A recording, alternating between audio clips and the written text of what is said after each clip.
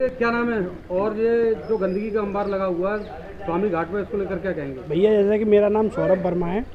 आपको पता होगा इस समय यमुना मैया का रौद्र रूप है और भी सभी जगह बाढ़ की व्यवस्था बनी हुई है। मथुरा वृंदावन में भी ऐसी कुछ जगहों पर स्थिति बनी हुई है। यहाँ पर लोग इस बाढ़ की मुसीबत से जूझ रहे हैं।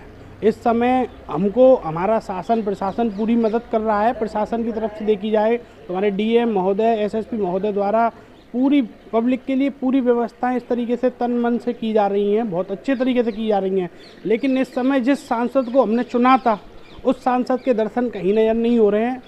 वैसे प्रोग्राम होते हैं तो हेमा मालिनी जी चारों तरफ दिखती ही हैं, लेकिन फिलहाल इस समय में किसी भी तरीके के नाचने करने के प्रोग्राम हो तो हेमा मालिनी सबसे पहले दिखती हैं। और इस समय जब जनता को अपने ज़िले के सांसद और विधायकों की ज़रूरत है तो इस समय वह दर्शन नहीं दे रही हैं और वैसे अलोप हो गई हैं। ऐसे मथुरा वृंदावन से उनका कोई नाता ही नहीं है। वोट के समय में तो ट्रैक्टर चलाती हैं, खेतों में कुछ काटती हैं, दराती लेके दिखाती हैं, और इस समय में जब जनता को उनकी ज़रूरत है तो उनका कहीं भी दिखाई नहीं दे रही हैं।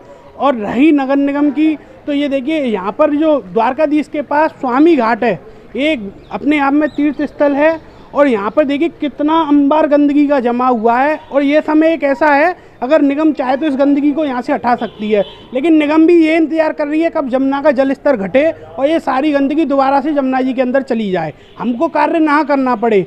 तो जैसे कि शासन प्रशासन लगा हुआ है, डीएम एसएसपी अपने तरीके से लगे हुए हैं, ऐसे ही निगम को भी आना चाहिए। आप देख सकते हैं सुबह द्वारकाधीश के लिए दर्शन करने के लिए श्रद्धालु आते हैं। इस पूरी गंदगी से उनको गुजरना होता है, क्योंकि सारे चैम्बर जो सीवर के सारे चैम्बर हैं, सारे चैम्बर ब्लॉक पड़े हुए हैं, सारे चैम्बर उफान मार रहे हैं। वो एक हादसे का कारण भी बन सकते हैं, कुछ भी हो सकता है। टैक्स के नाम पर सीवर टैक्स, वाटर टैक्स, ये टैक्स पेनल्टी सब कुछ लेते हैं ये लोग। तो कार्य करने के लिए क्या जनता खुद कार्य करेगी? इन सीवरों को हम अपने आप साफ करेंगे? आप ये बताइए, ये इतनी गंदगी है, इस गंदगी को कौन साफ करेगा?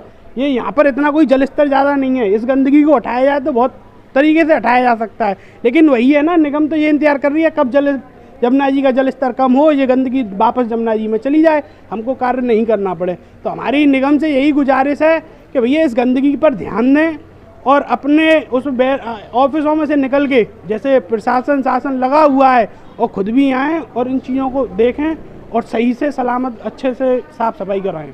तो मेयर साहब ने जो तुम्हारे द्वारकाधीश मंदिर का निरीक्षण किया कि नहीं किया, इसको लेकर अभी तक हालांकि मेजर साहब का निवास यहाँ से ज़्यादा दूर नहीं है, और कहा जाए तो निगम का कार्यालय भी द्वारकाधीश से ज़्यादा दूर नहीं है।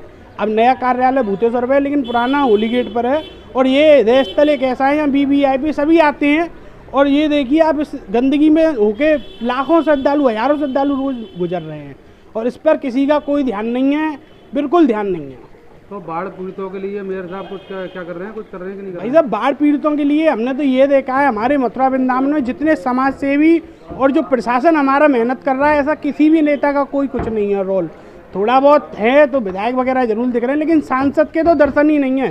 सांसद अभी तक कहीं ये नहीं देखी गई कि वो लोगों से उनकी मदद करना तो बहुत दूर, हालचाल लेने भी गई हों किसी भी क्षेत्र में। अगर आप मुझे बता दें, अगर कहीं किसी में आपने देखा हो, मैं आपके चैनल के माध्यम से पूछना चाहता हूँ कि आप मुझे ये बताएं, इस बाढ़ के पीड़ित समय में लोगों से कौन सी जगह हेमा मालिनी जी ने मुलाकात की है या पूछा हो कि उनको क्या ज़रूरत है, क्या है उनकी, या फिर क्या उन्होंने अपनी तरफ से व्यवस्था की है?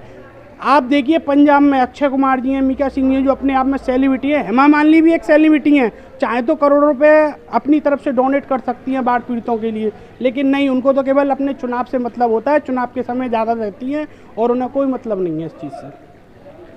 क्राइम न्यूज़ उत्तर प्रदेश पर लेटेस्ट खबरें देखने के लिए लाइक, सब्सक्राइब और ऑल का बटन अवश्य दबाएं।